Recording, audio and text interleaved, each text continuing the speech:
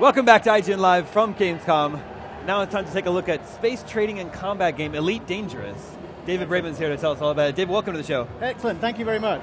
Tell us about this game. This game has a long history. Oh, it does. Is that right? I wrote the game way back in 1982, released in 1984 with Ian Bell while we were at university. And that's very nearly 30 years ago. Yeah, so this is the fourth installment in the Elite series. That's right. So Elite Dangerous, what do we need to know here? Well, you start the game with a small ship, a small amount of money, and you can do whatever you like. Okay. You can go anywhere. You can be a pirate, you can trade, you can be an assassin. But the beauty is the freedom. You can just head out wherever you want to go. I want to ultimately be an explorer, tool up a big ship and just head out into the unknown, because the galaxy we have here is truly vast. It's our real galaxy out there. Every single star in the night sky is in the game. Ridiculous number of 400 billion star systems. How is that possible? It sounds like you say ridiculous. It's crazy. It's what, magic. 400 billion stars in the Milky Way? So we have something like 160,000 star systems that we've typed in from real data. Okay. That's all the stars you can see in the night sky. Something like 6,000 or 7,000 of those you can see with the naked eye, and the ones you can see with telescopes. But beyond a certain distance, even Hubble can't actually resolve the smallest stars.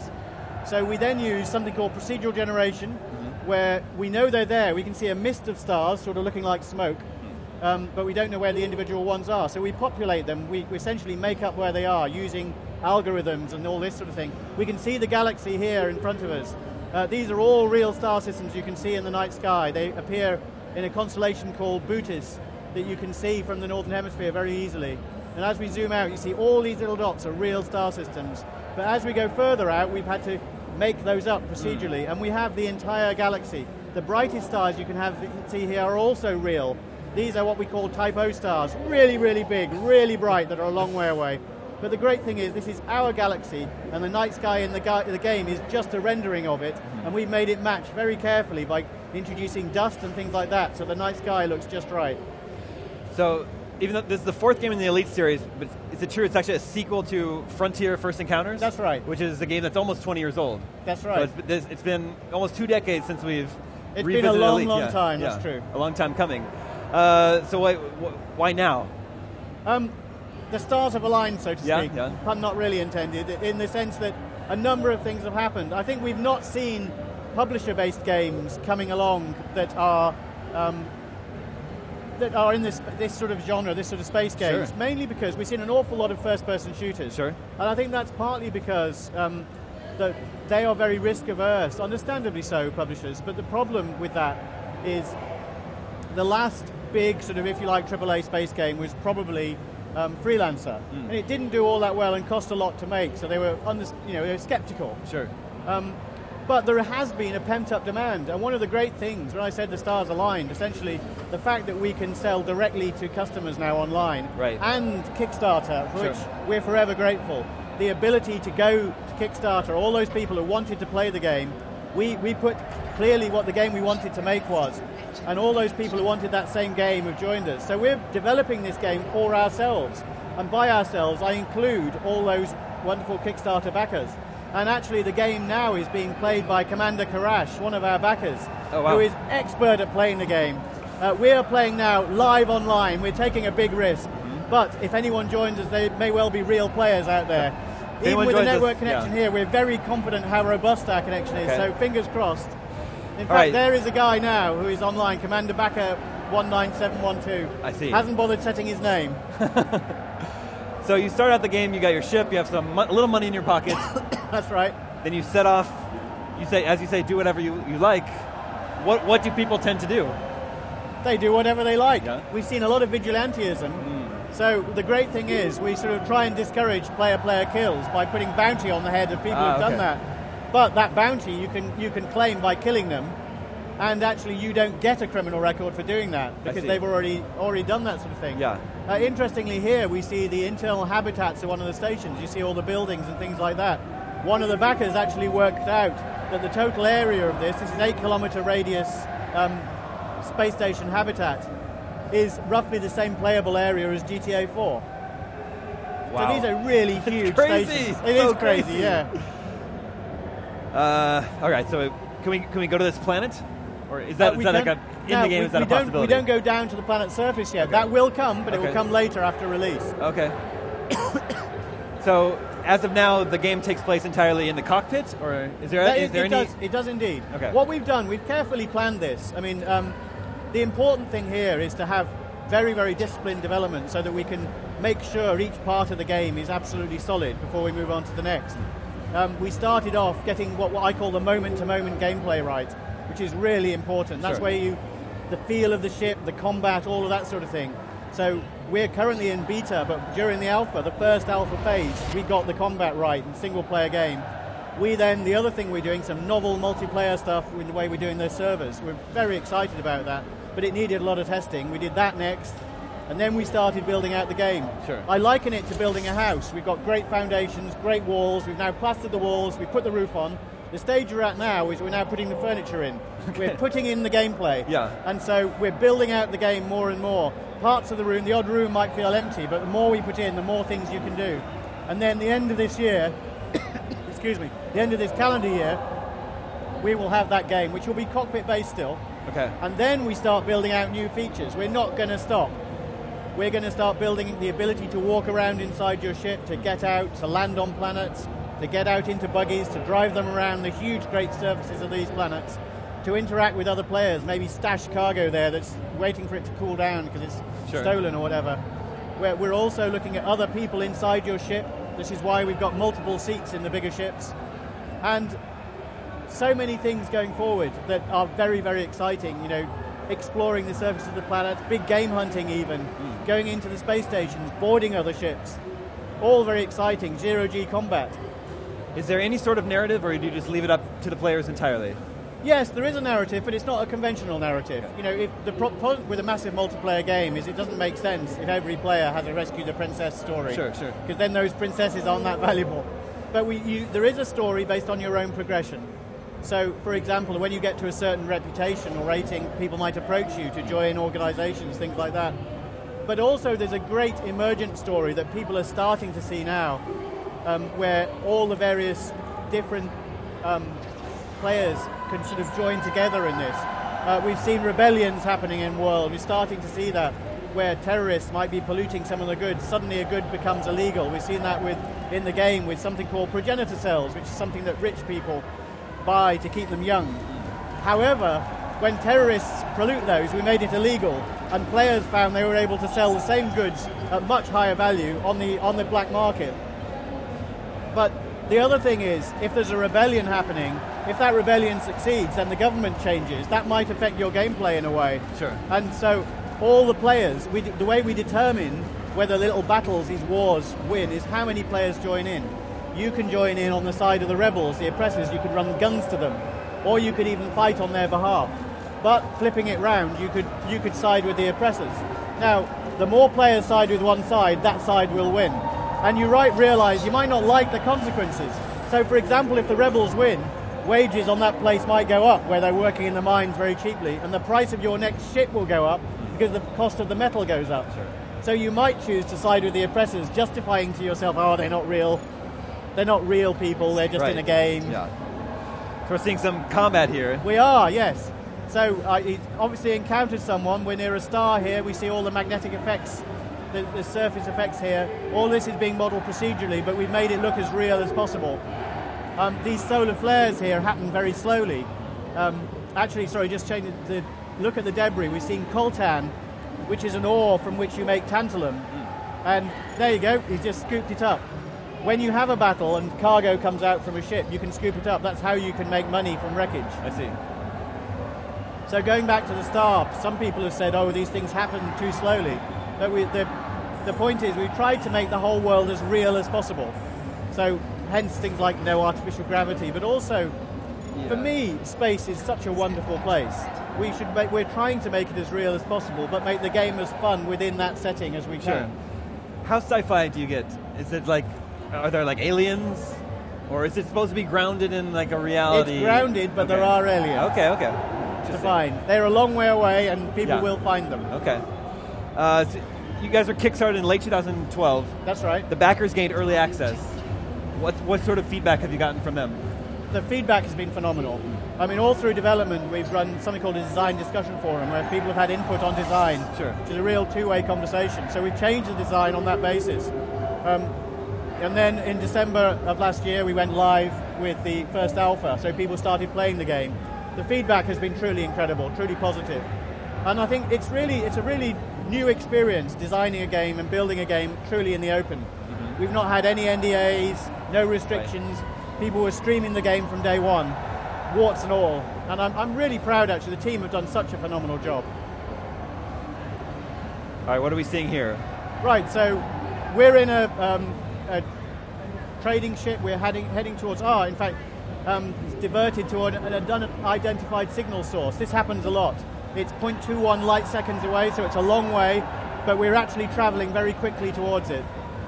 We can see it could be anything. It could be a piece of debris, it could be a trap, it could be a wrecked ship, and I genuinely don't know what's there. The great thing here about playing online also is you might find other players joining us who've seen the same thing, are coming looking at the same, and they may attack us, or we may have an opportunity to attack them.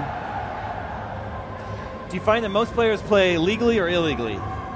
Amazingly, most players play legally. They are vigilantes, bounty hunters, and all that sort of thing. Yeah. It's wonderful. It's great to see how people play, but most people generally play good. How do you play? You play a good guy? I play a mix. I end up testing it a lot. Say, what happens if I do this? Sure. I try and play good as well. Yeah. I mean, we hope this game will people will play co-op rather than PvP. Yeah. We're setting the rules to make griefing not very attractive, to make PvE much better than PvP. Anyway. I mean, one of the things in our rules, if you like, is we have this organization called the Pilots Federation, where all players are members, but all non-players aren't members. And what they do is, if one of their members are killed, they put a bounty on the head of whoever killed them. And so there's a huge restoring force to go and attack the person who attacked another player. Do you have a home base? Like headquarters? No, you don't. You can have, and there is a secret world that people who back the game during Kickstarter can find as soon as we make that available to people as we go through the beta. Okay. So if you're killed, what happens? If you're killed, you're dead, but you have an insurance policy. You have an escape capsule which comes out, and that takes you back to the nearest station where you can have your replacement ship, and then you carry on. Nice. We have got the theory of playing what we've called sort of iron-ass mode, if you like, where when you die, you die. Yeah. And that would be a separate from the other players, if you like. So if you've never played an Elite game before, how friendly is the experience when you first start out? It's very friendly. I wouldn't go to the more anarchic systems because they're very, very dangerous. Okay. But if you've not played before, you can go places that are pretty well completely safe. Yeah. You know, you travel there. So here is a reasonably safe place. We're going to Chango Dock, which is we make by taking the trade goods from where we came from. We've got a Viper, which is a combat-leaning ship. So we're actually pretty tough here. But if you see all those dots in the night sky, you can visit every single one of them. And that is the real night sky when viewed from here. I'm still trying to wrap my head around that. Yeah, that's so insane. It's very, very silly.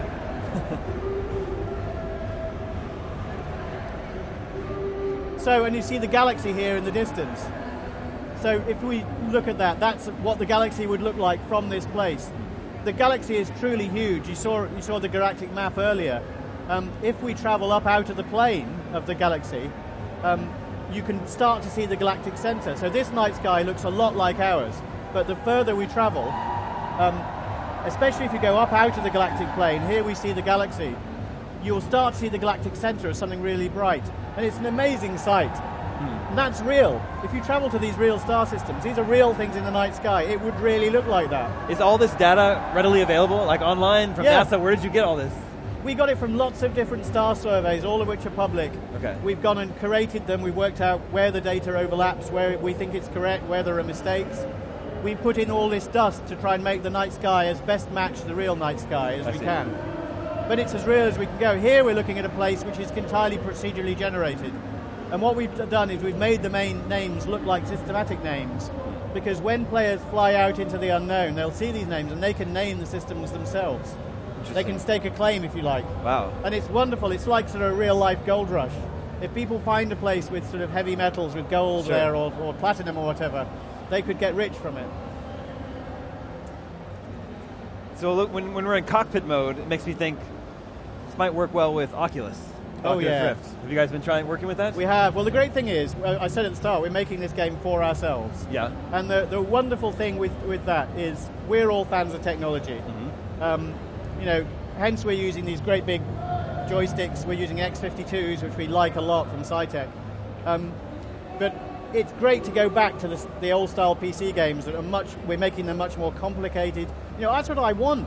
I don't want a game that's been dumbed down. Sure. You know, we're writing this game for ourselves. We say, yes, I want to be able to divert power to the shields. You know, I want all this complexity. As long as I can just sit down and play the game, that's great. Here we see flying over the planet Chango, which is largely a water world where fish is one of the exports. We're writing this game for ourselves anyway, and we want to support the tech that we're excited about. And early on in the development, you know, a lot of the team actually have Oculus Rifts themselves, the old DK1s. Sure. And the reason we wanted to play that, we thought, well, actually, we planned it from the start. So as you move your head around, the displays pop up. Right. And so we're actually using Oculus as an input, as you can sort of see. Yeah.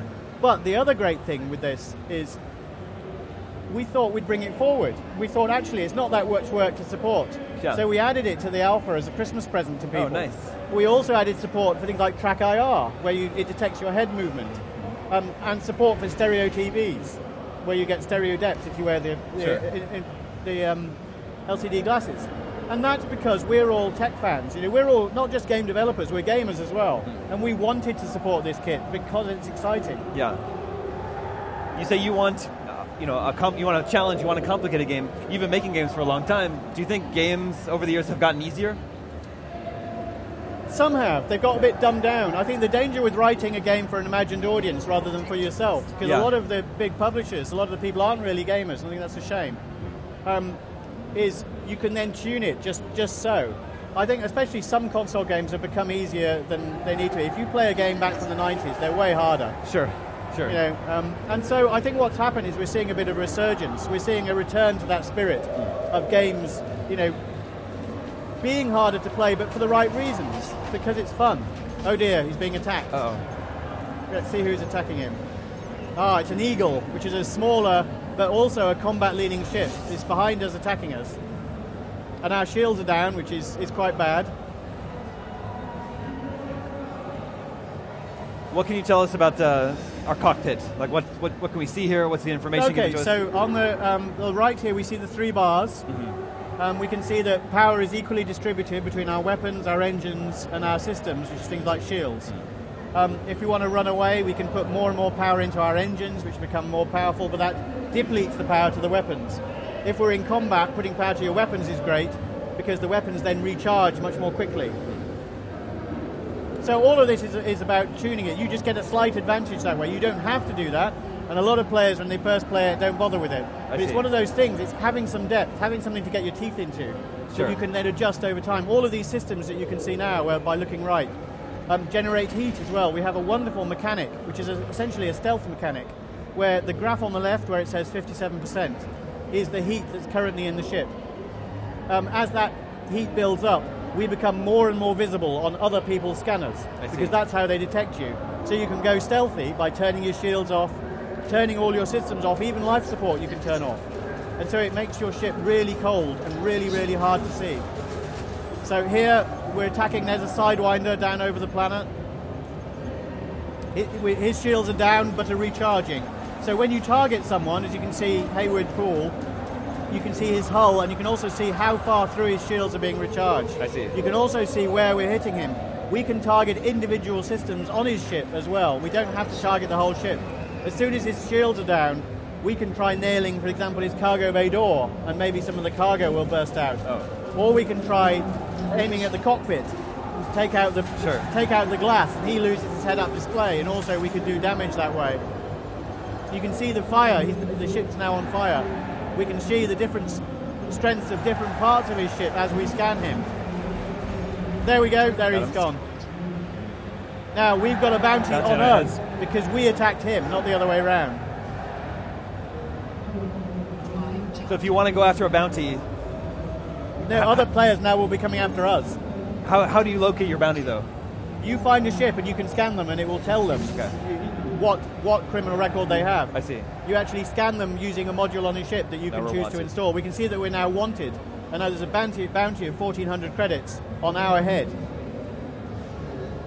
So this is Commander Karash, who is he's been playing live on the forums. He's a backer of the game, but he's also an elite ambassador here with us at Gamescom, who's been demoing the game, and has been playing it right from the start of the alpha, so he's really good at it. So I probably wouldn't go after his bounty then. I'd probably just let him go. Oh, he'll win. We've also now got ship-to-ship comms in the beta, which is wonderful. You can hail people and talk to them over audio. You can also send text messages. Here you can see some of the messages that have come and gone between the different ships. And you can also see your friends list. So the scope of this game is obviously massive. What have you found has been the greatest challenge putting all this together? Oh, a lot of different challenges. I think getting it to feel really good has been a big challenge. But I think probably the biggest challenge is getting the networking to rely. The internet to be reliable. The internet is a strange beast, and it certainly is. Some connections are great, some connections are not so good. But we've been doing it for a while now since the alpha, and that's why we were confident to do here at Gamescom. The network here is quite variable, as I'm sure you know. But we're pretty constant. We do a lot of things locally. We do a lot of things peer-to-peer. So. And then the rest is all server moderated. But even if there is lag on the network, we do predictive movement. So hopefully it's not too bad for the player. And this hopefully looks fine, even though we're playing live online now. Yeah, it looks great. Yeah. What's the business model? Is this a subscription game? Or no. So you buy the game. You can buy into the beta today. You can play today. It's £50 and you can join us. The game itself is going to be £35. You can pre-order it now. It's coming at the end of this calendar year. That will enable you to play. If you join the beta, you can play now. We will then do paid updates over the time, and that's what we'll do. As we bring out some of the new features we talked about, like landing on planets, like boarding ships, which you won't have to take, but you can take. We'll also sell, I don't believe in pay to win, but I do believe in things like paint jobs and things like that you can buy now. We have everything from Union Jacks to dark paint jobs to bright blue to white or whatever. It's great fun, and people are having a lot of fun in the game now. Well, the game is fascinating. We have a lot of games come by the IGN live show here, but I think it's safe to say nothing is quite on this scale. So good luck with the rest of development. It really looks fascinating. Well, thank you very much for having us here, and thank you very much to Commander Karash for flying while I've just been doing the rabbiting. Stay tuned. We have so much more to show you here. IGN Live from Gamescom, presented by Dead Island 2, right after these messages.